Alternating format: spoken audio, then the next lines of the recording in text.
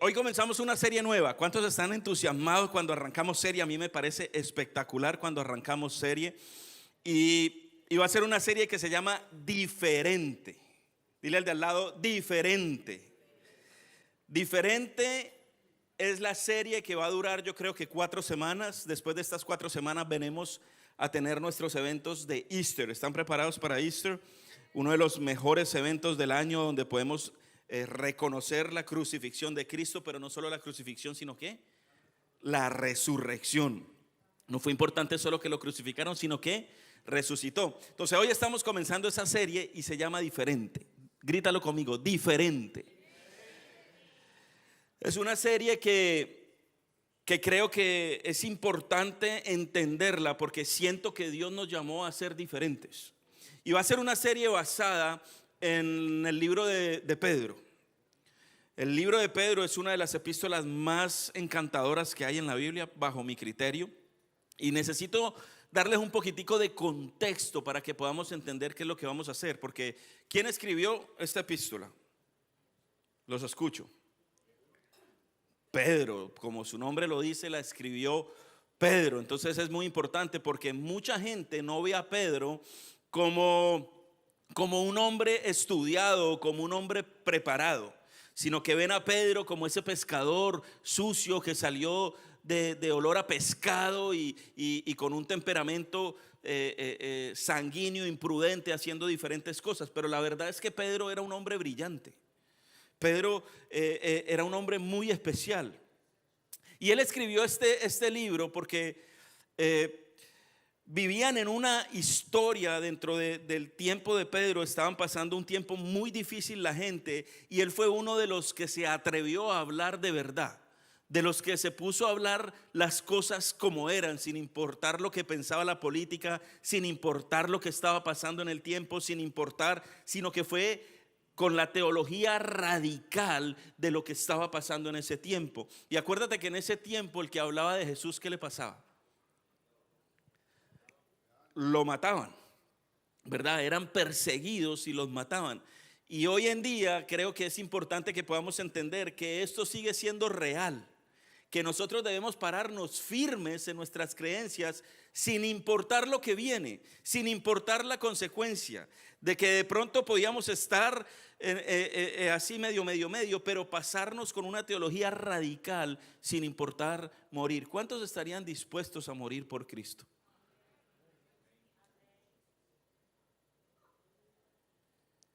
Es una buena pregunta para hacernos.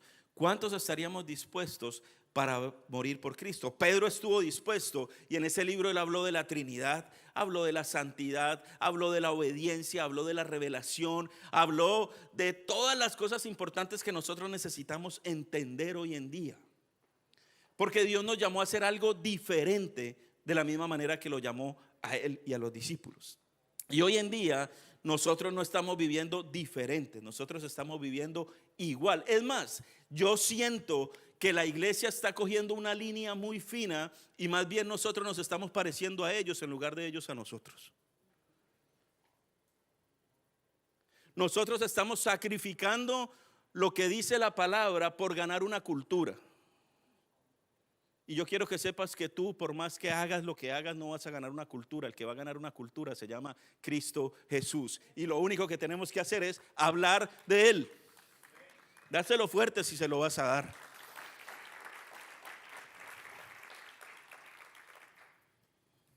Más o menos Pedro fue escrito, esta epístola fue escrita entre los 60 y 65 después de Cristo. Y fue buen lindo porque se tuvieron que parar firme porque la ciudad, el pueblo estaba pasando por una situación muy difícil, porque había un hombre que se llamaba Nero, y este hombre se convirtió en el mayor acosador y perseguidor de los cristianos. Este hombre era un hombre muy malo. Imagínate, mató a su madre, mató a su esposa y casi mata a la segunda. Él cogía a los cristianos, les ponía piel de animal en sus cuerpos, los metía en unas cuevas y soltaba unos perros salvajes para que los perros se los comieran. Cogía a los cristianos y los metía en cera y después incendiaba a Roma y usaba a los cristianos encerados en vela como si fueran linternas a través de la selva, del terreno. Y los cristianos eran esas linternas que alumbraban mientras ellos hacían fiestas y tomaban vino. Y esta era la gente a la que Pedro tenía que hablarle. Esta era la gente a la que Pedro tenía que decirle estos temas que yo te acabo de hablar. Y ahora nosotros comparamos las pruebas que tenemos hoy en día y te garantizo que no se parecen a las pruebas que vivían ellos. Las pruebas de nosotros son pequeñitas y muchos de nosotros no somos capaces ni siquiera de mencionar a Jesús a nuestro vecino, porque ¿qué van a pensar? ¿Qué van a pensar si yo le hablo a la mujer del Publix de Jesús? ¿Qué van a pensar si yo me paro afuera de Publix a orar por alguien o a presentarle a Cristo para que sea salvo? Hemos dejado de pensar la maravilla que es hablar de Jesús y saber que le estamos quitando hombres y mujeres a las tinieblas. Y nos estamos quedando con el evangelio para nosotros mismos sin saber que nosotros somos la luz del mundo, que lo que tú tienes es lo que necesita el mundo para ser cambiado. Tú tienes el mejor producto que existe.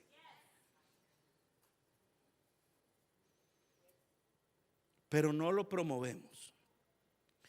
Es más, no pones el sticker de la iglesia porque te da pena cuando insultas afuera que sepan que vienes a la iglesia. Entonces conscientemente dices, no me pongan ningún sticker porque me van a reconocer que soy cristiano. Porque ¿sabes qué? Sí los reconocen. Yo tengo el sticker en mi carro. Y hace unos días atrás, unos meses atrás, me paró la policía. Y lo primero que él me dijo es, esa velocidad a la que iba no es muy cristiana.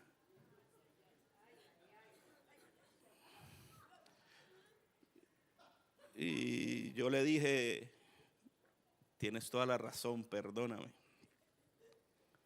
Pero no le dije que era el pastor.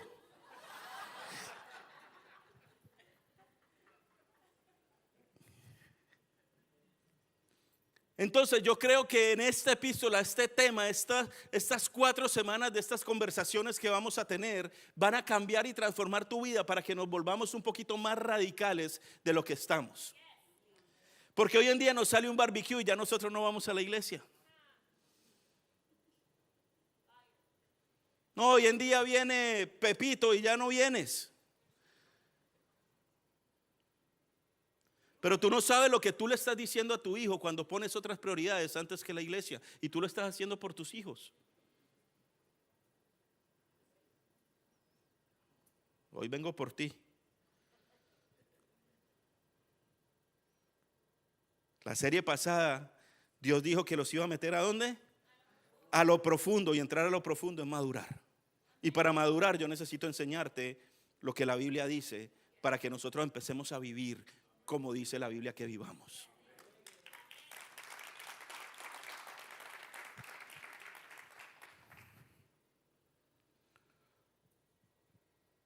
Entonces, ¿para quién es este mensaje de hoy? Para aquellos que quizás están pasando una prueba, un momento difícil como lo estaban viviendo en el tiempo de Pedro, o para los que ya la pasaron. Porque si no has pasado una prueba, prepárate porque la prueba viene.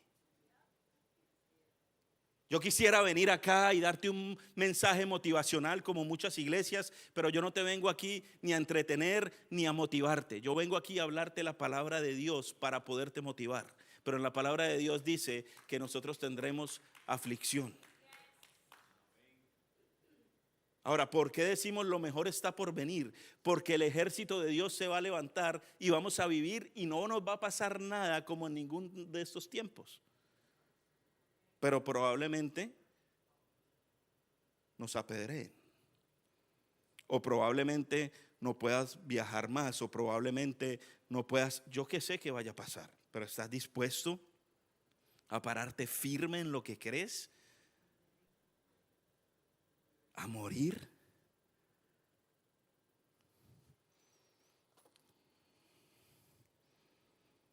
Eso era un poco de contexto para que entiendas a dónde vamos a entrar. Primera de Pedro 1:1 dice: Pedro, apóstol de Jesucristo, a los extraviados de la dispersión, pero mira qué importante, a los expatriados de la dispersión en el Ponto, Galacia, Capadocia, Adacia, Bitinia, elegidos. Entonces, la palabra expatriados, la que tú ves ahí, viene de la palabra griega y significa parapedemos. Dile, parapedemos. ¿Viste? Ya aprendieron griego en 2 minutos.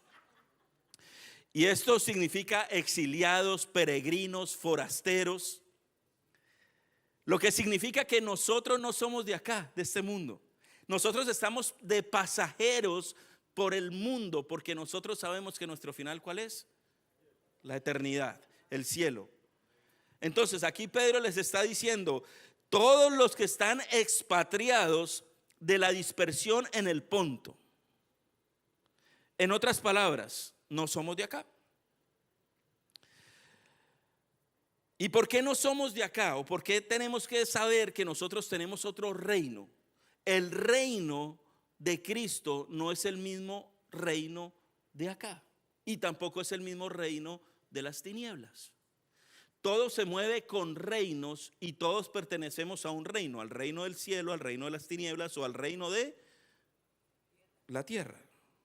Y aquí, como en la tierra, en el reino de la tierra hay un gobernante, hay diferentes cosas a las que nos tenemos que sujetar. En el reino del cielo también. Y aunque tú no lo creas, en el reino de las tinieblas también. Entonces nosotros fuimos llamados a ser diferentes.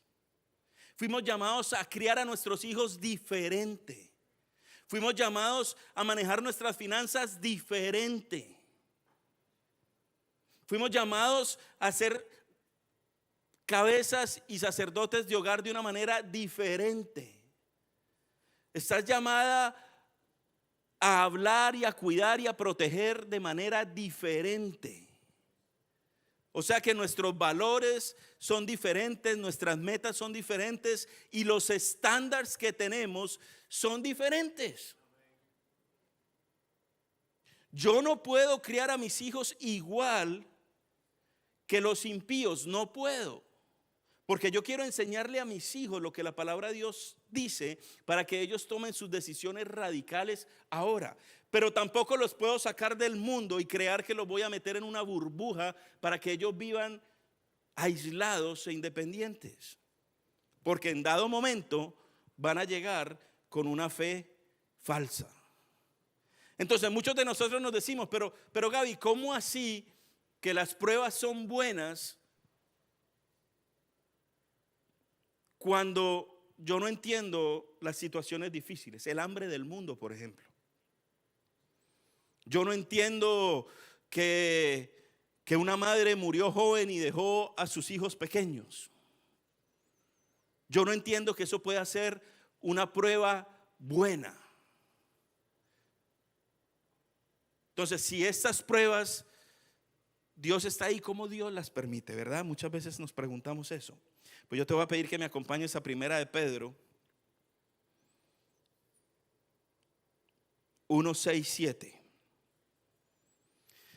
Dice: en lo cual os regocijáis grandemente, aunque ahora, por un poco de tiempo, si es necesario, seáis afligidos con diversas pruebas.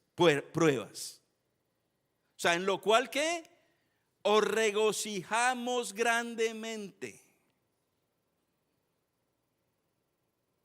Porque son más preciosas que el oro, dice más adelantico, que parece, aunque probado por fuego, sea hallado, que resulta en alabanza, gloria y honra a la revelación de Jesucristo. Las pruebas nos dan un regocijo, las pruebas nos dan una alegría, las pruebas nos dan un desarrollo que debiéramos estar agradecidos por ellas. Pero normalmente cuando entramos en pruebas, empezamos a tomar decisiones pobres porque dejamos que las pruebas nos manejen las emociones, nos manejen el corazón. Y cuando entramos en una prueba, en una decisión difícil, en lugar de ver la prueba, lo agarramos con nuestra identidad. Por ejemplo, no entras a la promoción que estabas esperando en tu trabajo y tú, en lugar de decir, bueno, esto es una oportunidad para mejorar, esto es una oportunidad para ser mejor, esto es una oportunidad quizás de encontrar otro lugar, esto es una oportunidad para emprender. Yo creo que Dios tiene emprendimientos para ti. Dios tiene visiones y cosas grandes y lindas para ti. Pero entonces, en lugar de ver eso, nosotros decimos, es que yo soy un fracaso. Es que yo no sirvo. Es que hay mejores que yo. A ti no te preocupes si hay mejores que tú. Tú preocúpate por ser mejor tú cada día y verás que vas a llegar allá. Siempre va a haber uno mejor. Y siempre va a haber uno más malo. Entonces no te enfoques ni en el de arriba ni te enfoques en el de abajo. Enfócate en tú hacer lo que tienes que hacerlo bien. Y déjate guiar por lo que las escrituras tienen para ti, para que puedas crecer y mejorar en todas las áreas que Dios tiene para ti. Pero estas mismas situaciones, estas mismas pruebas, muchas veces no las sabemos manejar porque tenemos una fe falsa. Dile al de al lado, fe falsa. Ahora dile a tu segunda opción, que no fue la primera que tomaste, el más feíto, y dile, fe falsa.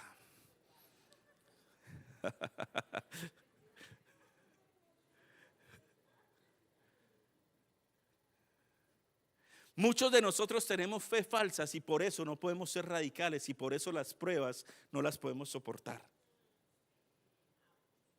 Y muchos de ustedes o muchos de nosotros hemos manejado las escrituras erróneamente porque muchos decimos, pero la Biblia dice que no hay prueba que no puedas soportar. Pero cuando la Biblia habla de que no hay prueba que no puedas soportar, si lees el contexto de todo lo que la Biblia quiere hablar ahí, es en el área sexual. Porque yo sí creo que hay pruebas que no puedes soportar y necesitas a Cristo más que nunca. Porque no se pueden soportar. Yo he tenido pruebas en mi vida que en mis fuerzas ya no las podía soportar, ya estaba en las últimas. Pero tuve que clamar y necesitar a Cristo para que me sanara. Pero en mi fuerza yo no podía más. Entonces sí hay pruebas que no podemos soportar. Pero muchas veces tenemos una fe falsa. Déjame hablarte de 3 fees en esta mañana para que tú entiendas cuál es la fe verdadera, que es la que debemos tener. Y hay una fe que es por herencia. Mi papá y mi mamá fueron a la iglesia, entonces yo iba cuando chiquitico todos los domingos a la iglesia porque mis papás me llevaron, mis papás me bautizaron, mis papás me hicieron hacer la primera comunión, mis papás me hicieron X o Y o lo que sea. Entonces yo tengo esa fe. O mi mamá es bautista, mi papá es metodista y entonces hacíamos esto otro o lo que sea, pero por herencia tienen la misma fe. Y muchas de las cosas que nosotros hacemos, lo hacemos así, por herencia. Es como este hombre que se casó con la mujer que más amaba. Y la mujer, cada que le servía el plato de comida, le daba el pollo en pedacitos pequeñitos. Y él decía, ¿cuándo será el día que yo me pueda comer un pernil? Coger y chuparme el ala así. ¿Cuándo será? Que siempre me lo da picadito. Y cada que le digo, mi esposa me dice, así se come el pollo. Dice, ¿cómo así que así se come el pollo? Si a mí mi mamá me lo daba en la presa. Entonces le dice, pregúntale a mi mamá y verás que así se come el pollo. Y este hombre fue a donde su mamá y le dice, suegra, ¿por qué su hija pica el pollo para comer? Y la señora le dice, así se come el pollo. Le dice, no puede ser. Y mi mamá también lo hacía así. Entonces la otra viejita estaba viva también. Dijo, no, yo me voy a ir para donde esta viejita. Y se fue a donde la viejita y le dijo, ¿por qué ustedes pican el pollo? Y la viejita se le rió y le dijo, ay, mijo, Si usted supiera, cuando yo me casé era muy pobre y tenía un sartencito muy pequeño y tenía que picar el pollo para que cupiera. Entonces esta gente lleva herencia tras herencia, generación tras generación, comiendo el pollo picado porque así se come.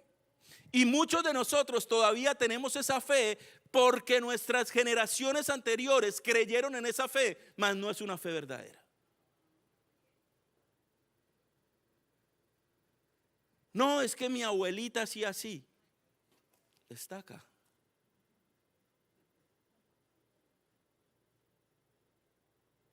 Tenemos una fe falsa. No, es que me tengo que poner una medallita para el mal de ojo porque si no, entonces no voy a hacer. Desde chiquitico la miraron y la desearon y ahora de grande va a ser un desastre.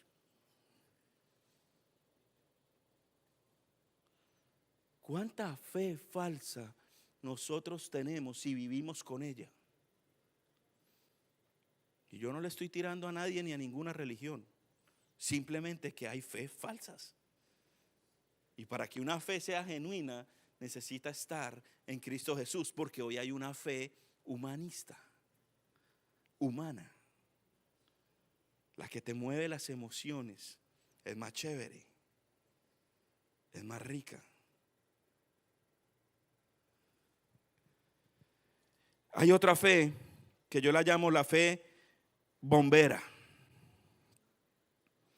Es la fe que buscas de Jesús solamente cuando lo necesitas. Entraste en una crisis, en una situación súper difícil. Señor, yo te pido que me cambies esta situación y te prometo que te voy a servir toda la vida. ¿La han escuchado? Solo en las emergencias. Jesús 911. La fe bombera.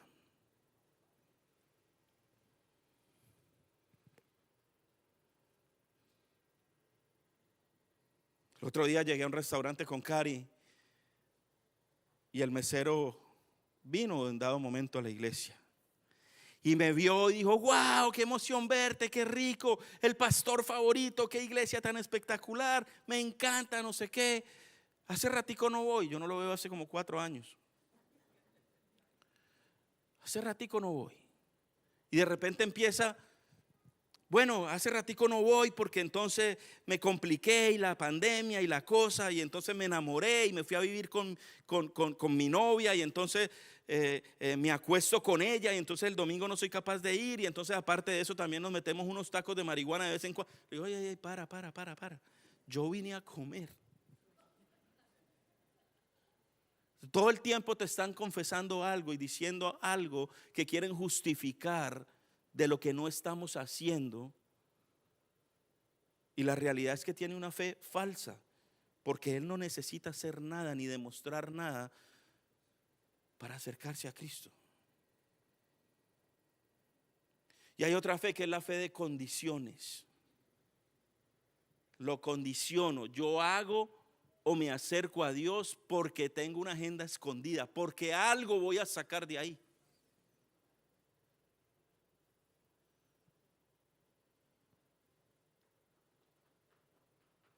Ya me están mirando como terneritos degollados.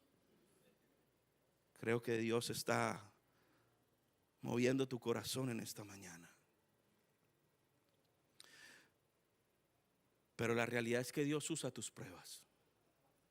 Muchas veces nosotros le metemos la culpa a Satanás, a las situaciones, al jefe, a Biden, a Trump, a todo lo que quiera le puedes meter las situaciones difíciles que son culpa para ti.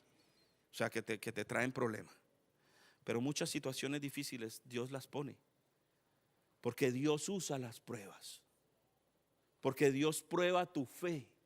Y no es fe en ti, no es fe en tus finanzas, no es fe en nadie, en la política, no es fe en nadie, es fe en Él. Fe en Él, tú cierras los ojos y echas los $100 de gasolina que te estás gastando. Punto.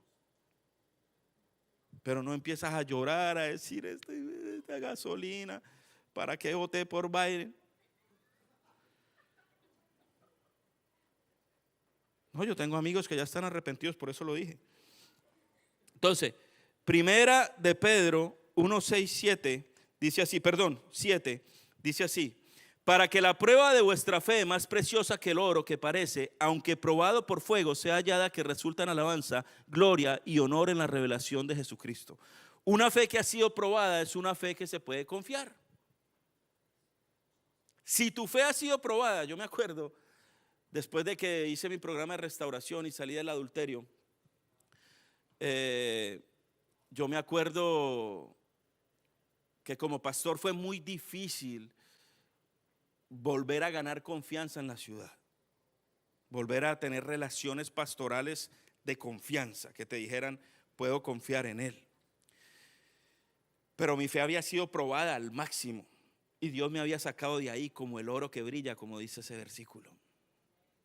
Y yo estaba confiado en lo que Dios había hecho. Pero hicimos un evento y yo estaba en la primera fila del evento, que era con Marcos Brunet. Y me acuerdo cuando él se acerca a mí, me levanta y me dice, tengo algo que Dios quiere decirte. Y me empieza a mirar a los ojos. Y cuando yo lo miro a él a los ojos, yo siento que era Cristo el que me estaba hablando. Y él me empezó a cantar y me empezó a decir en canción, o sea, el man me enamoró.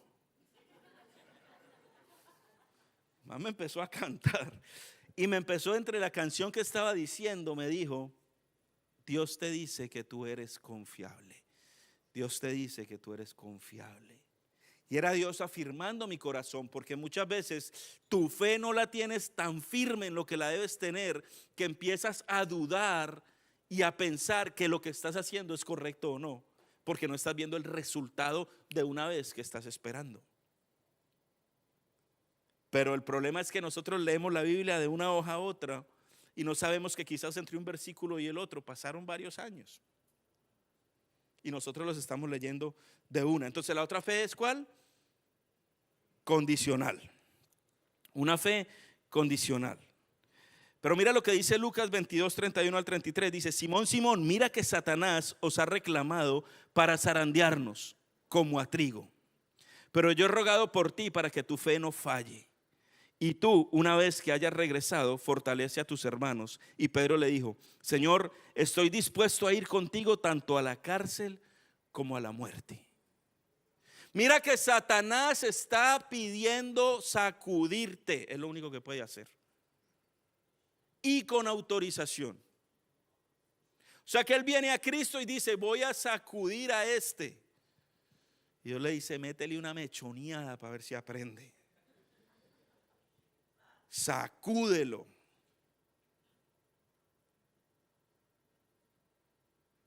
Pero después de la sacudida, yo lo vuelvo a reclamar. Mira qué lindo, me encantan las escrituras. Pero yo he rogado por ti para que tu fe no falle. O sea que en medio de la prueba, aunque Satanás vino a pedir tu cabeza, el cielo está orando por ti para que tu fe permanezca. Yo no sé tú, pero yo me siento súper especial cuando oigo las cosas así. Que Jesús me dice, estoy orando por ti para que permanezcas, para que no falles. O sea que en medio de la prueba más difícil, en medio del error más grande, en medio de la metida de pata, en medio del pecado en el que esté, ellos están orando por mí. Para yo mantenerme. Me está viendo que me estoy desviando y él todavía está orando para que mi fe permanezca. Estoy tomando las decisiones equivocadas y están orando para que mantenga mi fe. Qué tremendo. Qué tremendo. Y lo mismo le pasaba a Pedro. En los años anteriores, Pedro era odioso, era impulsivo, era engreído, era inconsistente. Pero después que empezó a caminar con Jesús, vinieron los años postreros y fue fiel, fue devoto, fue paciente, fue atrevido porque se atrevía a hacer las cosas por Cristo. ¿Cuántos de nosotros nos atrevemos a hacer todo lo que Él nos dice? Yo me acuerdo cuando Dios me dijo, quiero que mandes unas mujeres a un entrenamiento para que vayan a los strip clubs a hablar de Jesús. Y yo, ¿qué será esto? Y Cari con unas mujeres se fueron para Los Ángeles a ser entrenadas y vinieron y salieron a 365 strip clubs a hablar de Jesús. Eso es ser atrevido y es ir a ganar las almas directamente del infierno a estas mujeres hermosas que están ahí, muchas porque no quieren, que son mamás, que son hijas, que son hermanas. Y no saben lo juzgados y señalados que fuimos, pero a mí no me importa, porque Dios nos estaba dando victoria. Lo paramos porque es un ministerio sumamente costoso y no teníamos los recursos. Así que si tú tienes el billete y sientes algo en tu corazón para hacerlo, me dices y le metemos de una vez. ¿O tú crees que estas mujeres no son amadas por Dios? ¿O tú crees que los drogadictos, Dios vino por los enfermos, familia, no por los santos? Y Pedro era así de atrevido. Hacía lo que fuera por respetar a Jesús, ¿o no se acuerdan? Hasta la oreja le quitó a un man que vino a atreverse. Era medio descachado porque le tiró a matarlo, pero no le dio sino a la oreja. Pero era atrevido. Era atrevido. Entonces lo que te quiero decir hoy es que las pruebas te acercan a Dios. Primera de Pedro 1, 8, 9 dice: a quien sin haberle visto le amáis, y a quien ahora no veis por creéis en él, y os regocijáis grandemente con gozo inefable y lleno de gloria, obteniendo como resultado de vuestra fe la salvación de vuestras almas. La Biblia no nos promete que no tengamos aflicciones. La Biblia nos promete salvación. La Biblia nos promete paz. La Biblia nos promete regocijo. Pero cuando nosotros tenemos una fe bien estipulada en Él, tú vas a poder sobrepasar las pruebas. Tú vas a poder pasar las situaciones difíciles. Tú vas a poder ser como Pedro y ir en medio de las tinieblas y hablar de su poder y de su grandeza cuando tienes una fe bien puesta. No te va a dar pena hablar de Jesús. No te va a dar pena decir eso no es lo que la Biblia dice. No te da pena ser radical para ti. Hay decisiones que tú vas a tener que tomar radicales en este tiempo.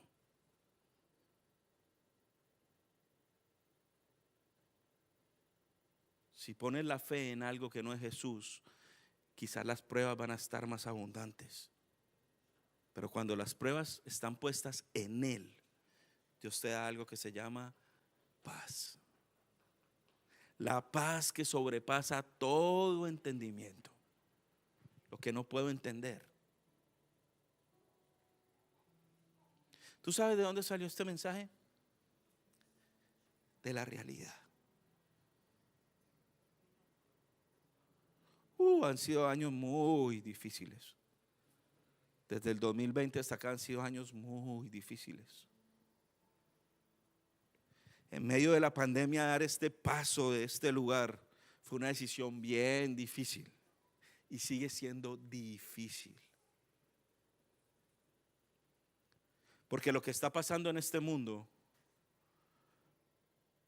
es que la gente se le ha endurecido el corazón y está egoísta. Está solamente pensando en cómo salir de su prueba él.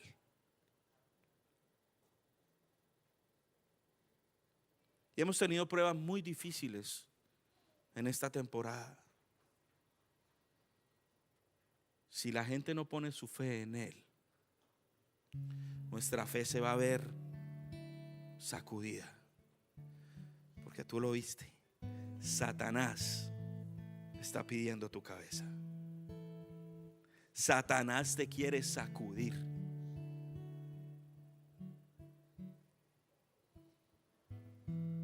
Pero es más grande en el que tú crees.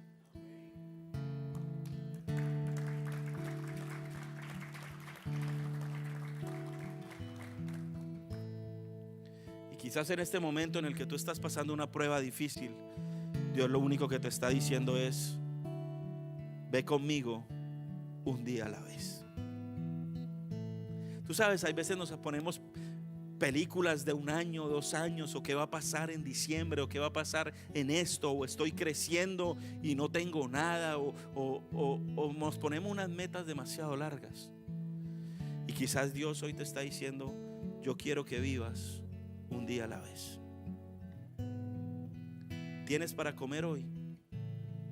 ¿Tienes dónde dormir hoy? ¿Tienes de pronto abrigo?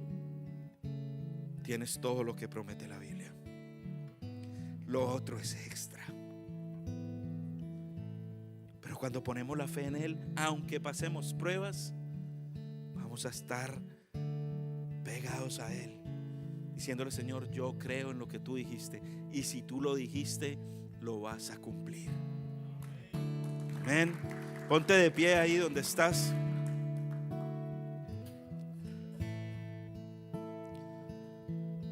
Señor, cuánto te amamos, mi Rey. Señor, enséñanos a mantener nuestra fe en ti, no en nosotros mismos, no en el trabajo, no en la prosperidad, no en el dinero, no en la política, no en el mundo, Señor. Yo te pido que tú nos des la forma de vivir diferente, que podamos ser atrevidos como Pedro, Señor, que podamos venir con una teología firme,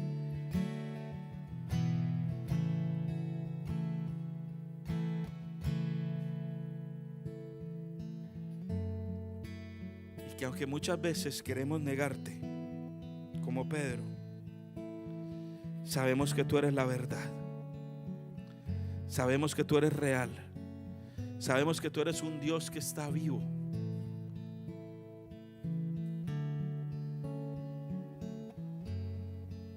Te pido, Señor, que tú les des paz y gozo a tus hijos en medio de estas pruebas, Señor. Que no nos distraigamos con las situaciones o con las cosas que hay alrededor, sino que podamos realmente, Señor, venir a ti y tener una relación plena contigo. Esto no es de religión, y esto es de ir un domingo a la iglesia y ya. Esto es de que podamos comunicarnos diariamente contigo y dar nuestra vida y despojarnos de ella y ponerla delante de ti para que tú hagas con ella lo que quieras. Que podamos cumplir tu propósito y no nuestro propósito, Señor. Porque cuando cumplimos tu propósito, tú provees. Cuando yo cumplo el mío, yo tengo que sustentarlo, yo tengo que manejarlo, yo tengo que administrarlo. Pero cuando me rindo, tú lo tomas y lo transformas.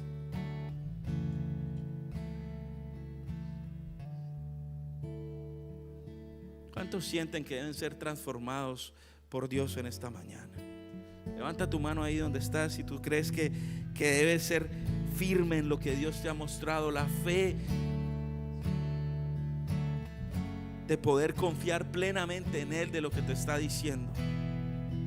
Señor, yo te pongo estas personas delante de ti, Señor.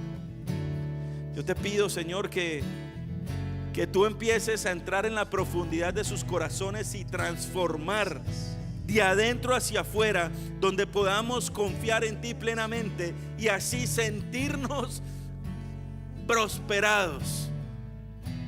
Porque sabemos, Señor, sabemos que los tiempos van a estar difíciles, Señor. Sabemos que las guerras se van a aumentar, sabemos que las crisis van a entrar, pero nosotros estamos sostenidos a ti, Señor, dispuestos como Pedro a dar la vida por ti, Señor. Dispuestos, Señor, a hacer tu voluntad. Gracias, Señor. Yo te pido que lleves a la casa a cada uno,